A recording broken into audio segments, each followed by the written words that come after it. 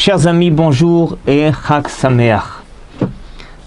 Alors nous voilà encore une fois, Baruch Hashem, un jour extraordinaire de l'année qui s'appelle Hoshana Rabbah.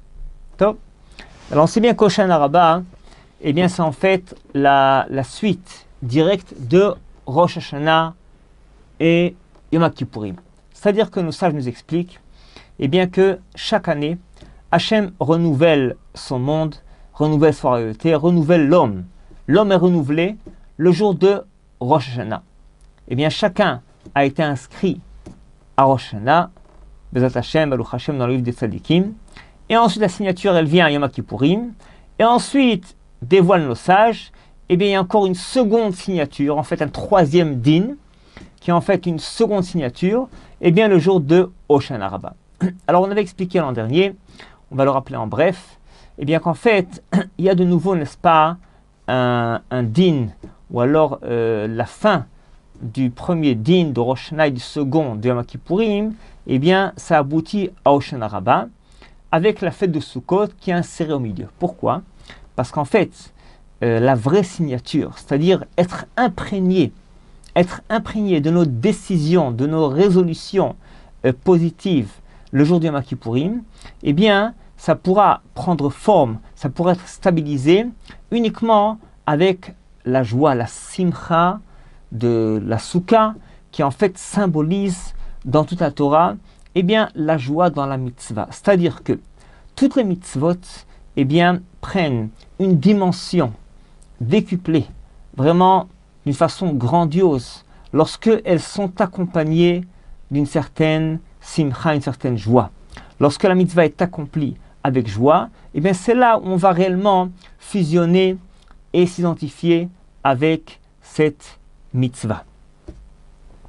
C'est pourquoi eh bien Hachem va nous donner, d'une part, c'est encore un sursis de plus jusqu'à Hoshana Rabbah, d'autre part c'est aussi un test. Est-ce que vraiment eh bien, notre mitzvah on l'a fait dans la joie? Est-ce que notre tchouva, elle aussi, qui est une du mitzvot, doit être aussi accomplie dans la joie? C'est-à-dire que on réussit à lâcher, à abandonner nos fautes, nos avérotes, et bien dans la joie. On est content de fusionner avec cette Torah. On va danser avec cette Torah le jour du Simchat Torah. On est content, on s'épanouit dans la Torah et les mitzvot. Donc, ça n'est pas assez, en deux mots, et bien l'explication de ce que c'est le jour de Hoshana Rabbah. Maintenant, aujourd'hui, j'aimerais vous rajouter une notion de plus. Il y a une Gemara très importante qui n'est pas très connue. Dans le traité de Rosh Hashanah, Daf Yud Aleph, page 11, 11a, et elle figure aussi dans le traité de Chulin, Daf Samer, donc Chulin, page 60a. Amar Rabbi Yoshua ben Levi. Rabbi Yoshua ben Levi nous dit: Kol maaseh bereshit, le komatam nivra'u, le datam nivra'u, le tzivionam nivra'u. C'est-à-dire que, eh bien, toutes les créatures du monde ont été créées avec une certaine structure bien spécifique. Le datam nivra'u, nous dit Rashi, she'elam im chafetzim leibarot vamruhen.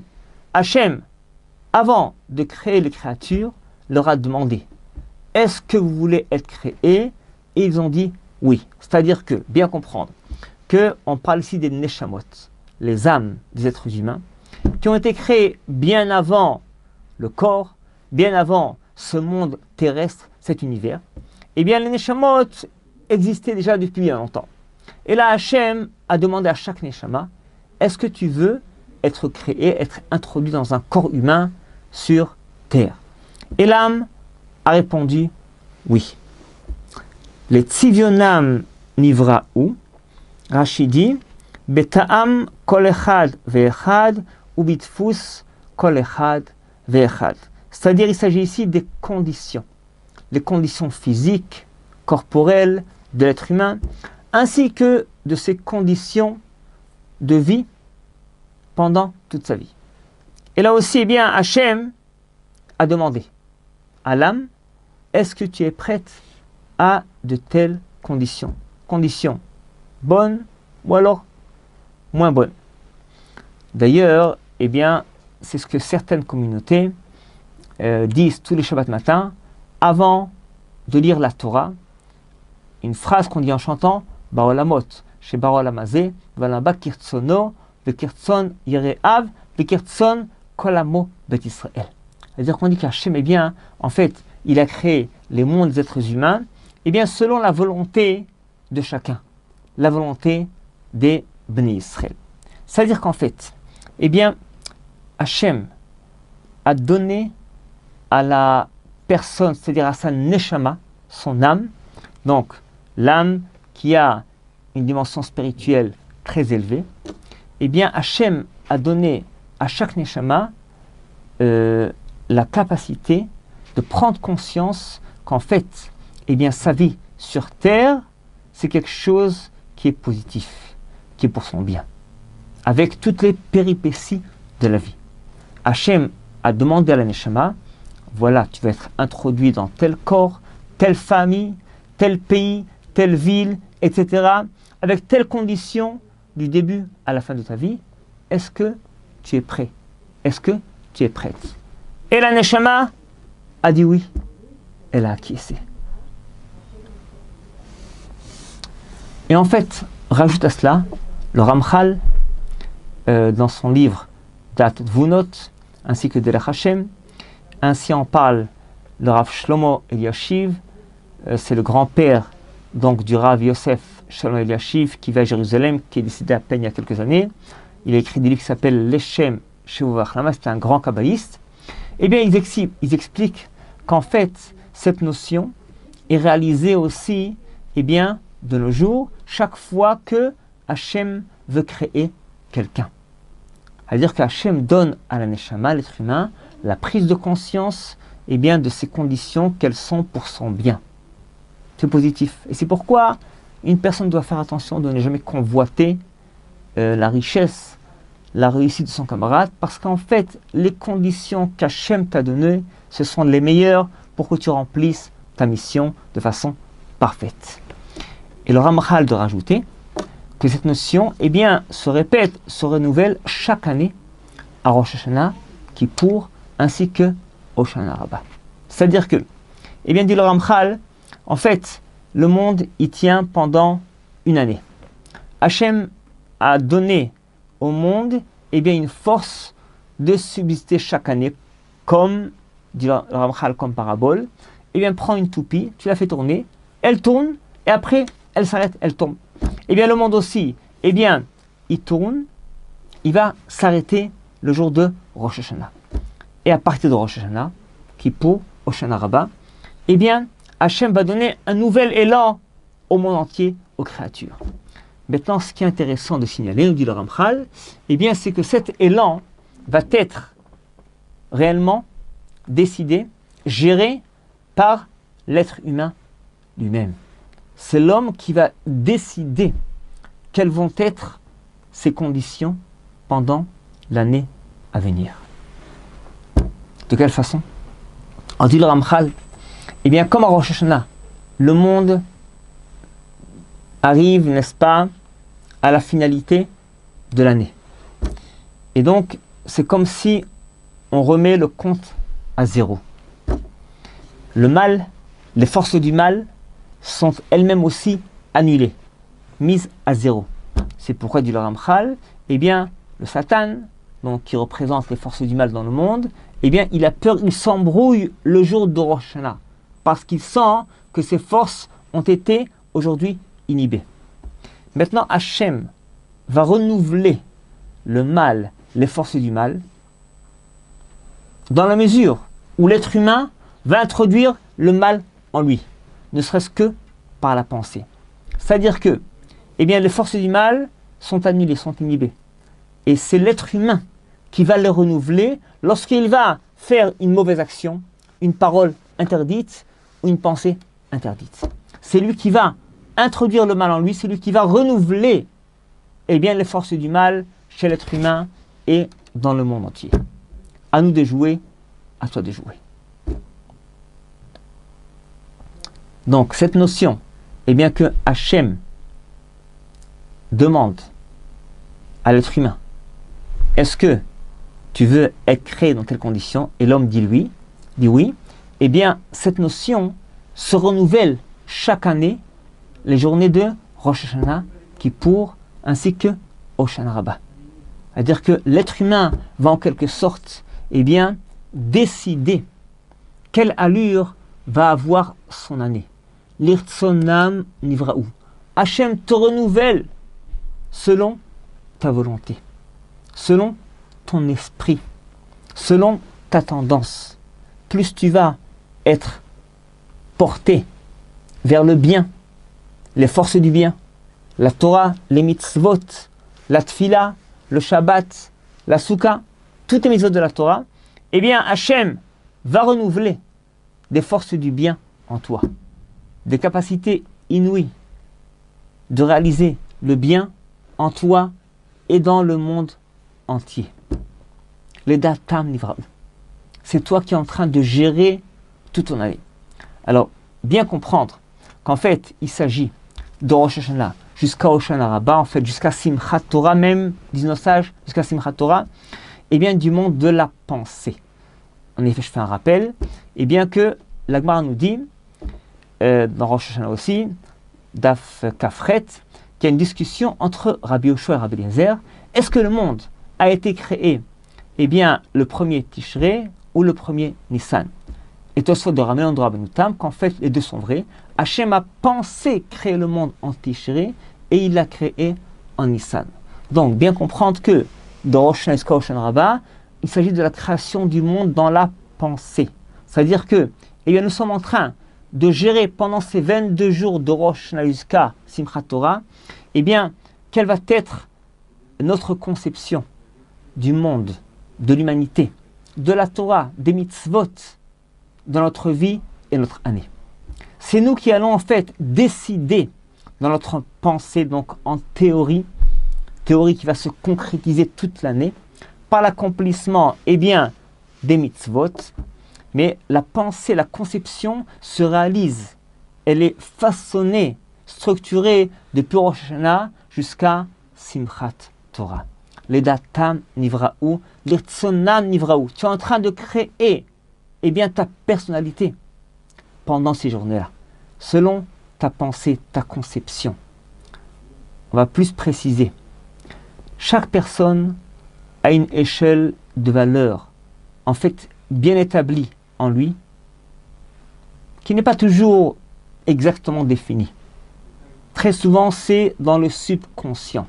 C'est-à-dire que chaque personne, eh bien, va donner une importance, une priorité à tel ou tel élément, telle ou telle action dans sa vie.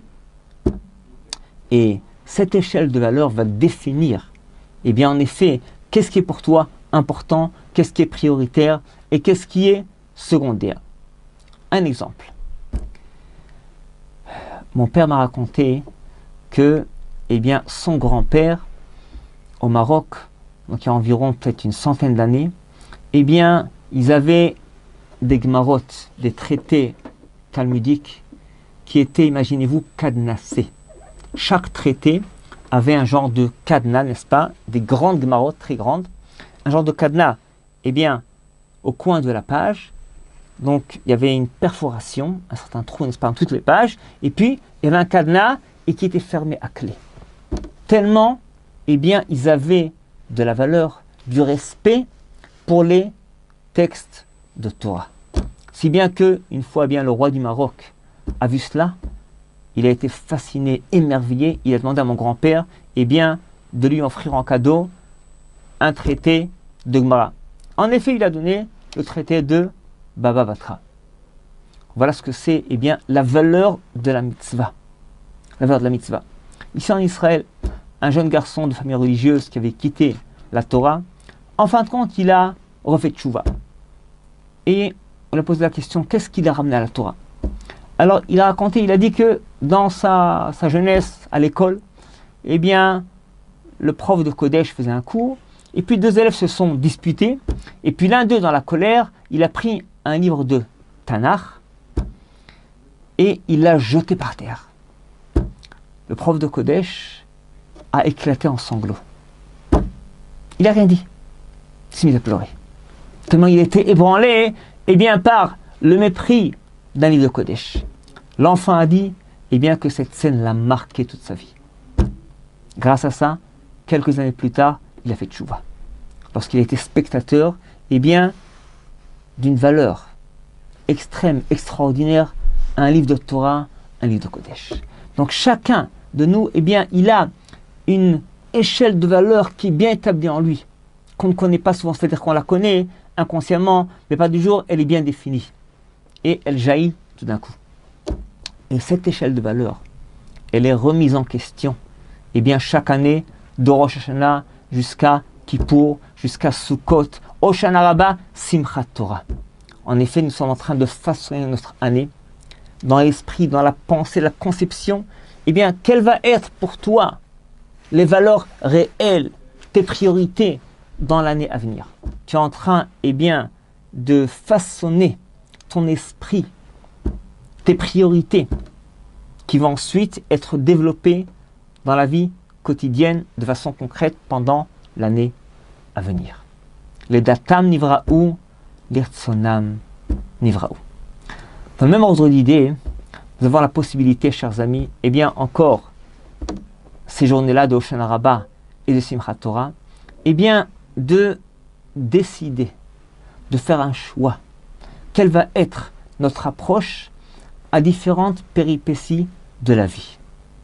C'est-à-dire que chacun peut réagir de façon positive ou négative par rapport à un même événement. Par exemple, eh bien, l'histoire est racontée, histoire vraie, deux frères jumeaux étaient sur une plage en train de jouer sur le sable. Et tout d'un coup, une vague énorme les a submergés tous les deux et ils ont bu tous les deux la tasse. L'un des frères s'est mis à pleurer et a réclamé sa mère. Alors que son frère jumeau, eh bien, lui a éclaté de rire et il a couru vers les vagues. Alors en fait, pourquoi est-ce que ce garçon a pleuré? À cause de la tasse qu'il a bu? Pas du tout. Parce qu'en fait, si la tasse que tu bois, si l'épreuve que tu traverses, eh bien, te fait pleurer, donc son frère jumeau aurait dû réagir de façon identique. Donc en fait, ce qui fait pleurer ou rigoler, c'est pas du tout, eh bien, l'événement que tu as traversé, mais c'est la façon dont tu vas communiquer avec ton subconscient. Quel message tu vas transmettre à ton cerveau?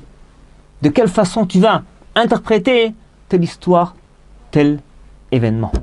À cela, nous dit Sefer Yetzirah. Sefer Yetzirah, c'est un livre très très petit qui est rédigé par Avraham Avinu, presque incompréhensible. C'est un livre de Kabbalah. Il écrit là-bas que Oneg et Nega, ce sont les mêmes lettres. Oneg, c'est un plaisir. Nega, c'est un vice, un défaut. Parce qu'en fait, est-ce que ça va être un plaisir ou alors un vice, une plaie? Eh bien, c'est à toi de décider. C'est toi qui vas décider est-ce que ça va être une expérience agréable ou désagréable. Tu peux décider d'être vexé par une parole mal placée que tu as entendue, ou alors au contraire, eh bien, de décider, grâce à ce reproche, eh bien, de te renforcer, de t'améliorer. Je vous raconte une histoire personnelle. Ici en Israël, à Jérusalem, eh bien, je faisais la tfila, et puis j'ai rallongé un petit peu dans la Hamida. Et quand j'ai terminé, je me suis rendu compte qu'il y avait devant moi un grand Rav que je connais bien, un grand Talmid Chacham qui m'a attendu. Et je me suis excusé, Rabbi, je m'excuse, je l'ai dérangé. Il m'a dit une phrase qui m'a transformé la vie. Il m'a dit, tu ne m'as pas du tout dérangé. Tu m'as aidé à accomplir une halakha dans le Shulchan Aruch. Il y a une halakha. Quand tu as fini la Mida, quelqu'un derrière toi, dans les 4 amot, donc c'est environ 2 mètres, eh bien tu dois attendre. Eh bien, tu ne m'as pas dérangé. Tu m'as aidé à accomplir une halakha. Voilà, c'est à toi de jouer. Tu peux décider, est-ce que celui qui est derrière toi, c'est un casse-pied, qui te dérange, qui te perturbe, qui te fait perdre de temps, ou alors au contraire, c'est quelqu'un qui contribue à ce que tu accomplis une halakha dans le Shulchan Aruch. Voilà. Très souvent, on est dans la route sur un bouchon, on klaxonne, ça ne sert à rien. Eh bien, plutôt que de s'énerver, événement, eh bien, au contraire, tu peux interpréter cet événement de façon positive. Tu peux dire, ah, voilà, j'ai l'occasion, eh bien, d'écouter un cours de Torah. J'ai l'occasion de lire une Mishnah, un Tehillim. Hachem veut que je me relaxe, que je respire un peu avant d'entrer chez moi parce que je suis un peu trop stressé, trop énervé. Hachem veut eh bien, que je reçoive ma femme et mes enfants de façon plus cool, plus relax. Et c'est pourquoi Hachem a mis un bouchon en chemin, un quart d'heure, une demi-heure. Je vais me relaxer, écouter une musique classique, un cours de Torah, et je vais arriver frais et dispo à la maison.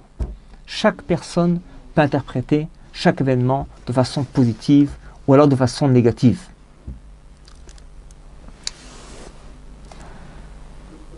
Je tiens à vous raconter, chers amis, encore une histoire qui peut nous aider à bien comprendre ce principe. Alors, ceux qui m'ont déjà souvent suivi, peut-être ont déjà écouté cette histoire, mais c'est pas grave, ça vaut la peine de l'écouter encore une fois. Ça s'est passé dans un aéroport. Eh bien, quelqu'un discutait au téléphone dans l'aéroport avec son épouse. Bon, la discussion elle est longue. Et lorsqu'il a posé le téléphone, il se rend compte qu'il est en retard. Il se dépêche de rentrer dans l'avion. Il s'installe. Une fois qu'il est installé, il se rend compte qu'il a oublié cette filine dans l'aéroport. Il demande à l'hôtesse, Madame, je dois sortir, j'ai un objet important. Monsieur, impossible, les portes sont fermées, l'avion doit tout de suite décoller. Écoutez, c'est impossible, n'est-ce pas? J'ai pas le choix, c'est un objet de culte très important. Monsieur, impossible. Bon, il réfléchit, puis il avait un rendez-vous important à faire. Il se dit, non, un juif ne voyage pas sans tefilin. Impossible, il faut absolument que je mette tefilin. Il insiste, va voir le chef du bord, il leur fait un scandale. Ils en ont marre. Ils en ont marre. Monsieur, écoutez, sortez, mais on ne vous attend pas. L'avion décolle. Bon, il dit, je vais essayer. Il se dépêche, il cavale, il va récupérer cette filine, ils sont encore là-bas sur place, il les prend, fait demi-tour, l'avion est fermé, l'avion décolle. Après 3 quarts d'heure, il a entendu que cet avion, eh bien, malheureusement, est rentré en collision avec une des tours jumelles, la tour numéro 2. Donc tout d'abord, il a eu la vie sauve. Mais l'histoire ne s'arrête pas là. Parce qu'imaginez-vous qu'en fait, l'attentat était prévu a priori, et bien que les 2 avions rentrent en collision avec les tours jumelles en même temps. En fait, grâce à ce monsieur, eh bien, l'avion numéro 2 a eu 18 minutes de retard. Sa discussion avec les hôtesses et le chef de bord a pris 18 minutes, jusqu'à ce qu'ils l'ont laissé sortir. Et en fait, grâce à cela, donc l'avion numéro 2 a eu 18 minutes de retard avant de percuter la tour. Ce qui fait que, eh bien, des milliers, environ 10 000 personnes, paraît-il, lorsqu'ils ont eh bien, constaté la catastrophe de la tour jumelle numéro 1, en phase 2, ont eu le temps de sortir du bâtiment. Près de 10 000 personnes ont été sauvées grâce à cette paire de tefilin. Mais en fait, j'aimerais avec vous eh bien, traduire cette histoire. Qu'est-ce qui s'est passé? Cet homme-là aurait pu se dire, peut-être qu'il l'a dit déjà, à cause de ma femme, j'ai raté l'avion. Elle m'a retenu au téléphone, toujours en train de papoter, s'énerver contre elle. Il aurait pu s'énerver contre les hôtesses. Elles s'entêtent pour rien. Elles peuvent me laisser sortir. Il aurait pu être frustré de lui-même. Quel idiot je suis. J'oublie mes objets partout. Alors qu'en fait, eh bien, sa femme qui l'a retenu, c'était pour lui sauver la vie. Les hôtesses, eh bien, qui se sont entêtées à ne pas laisser sortir, c'est pour retarder l'avion de 18 minutes, pour sauver encore 10 000 personnes. Son oubli de cette filine, eh bien, était apparemment prévu par une providence divine pour lui sauver la vie, pour sauver la vie à 10 000 personnes et pour nous enseigner aussi cette leçon de morale extraordinaire. Donc en fait, c'est à nous de jouer. De quelle façon interpréter tel événement de la vie, de façon positive ou négative. Est-ce que, eh bien, quelqu'un qui te barre le chemin est en train de te déranger, ou alors il est en train de t'aider à accomplir une halakha, à être patient, à te relaxer. On te retient au téléphone, peut-être que ce coup de fil va sauver la vie à toi ainsi qu'à des milliers de personnes. C'est ce que dit la Gemara.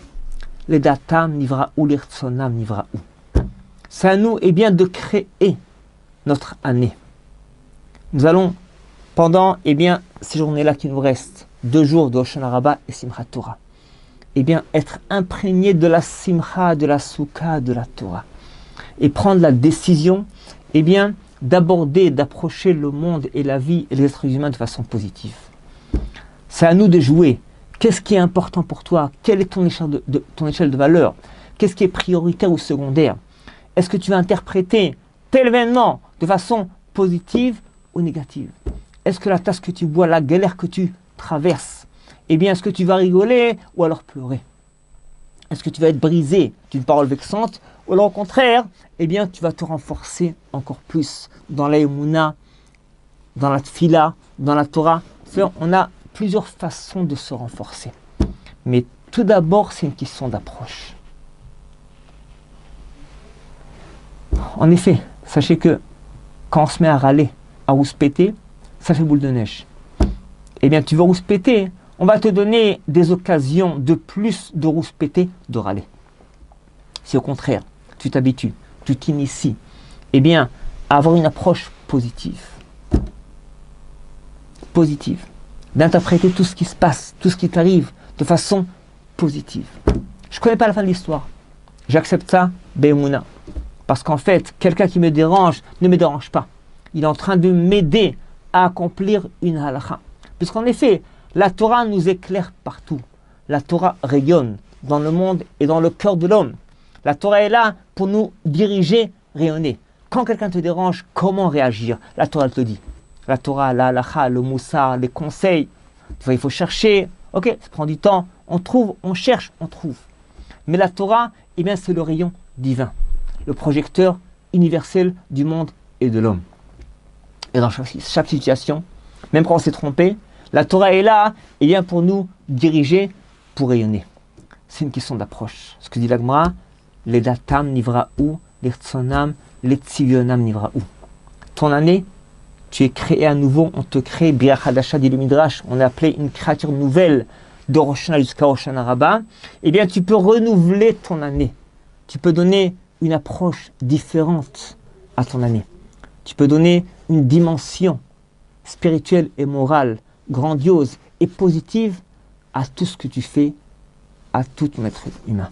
Ça, c'est l'importance de Hoshana Rabbah. On le fait dans la pensée. Ensuite, on va concrétiser ça toute l'année à venir. Chag Sameach, chers amis, Moed Tov Volach, Moedim le Simcha, qu'on puisse exploiter ces journées-là pour la joie et de façon positive. Amen ve Amen. Kol Tov, Chag Sameach.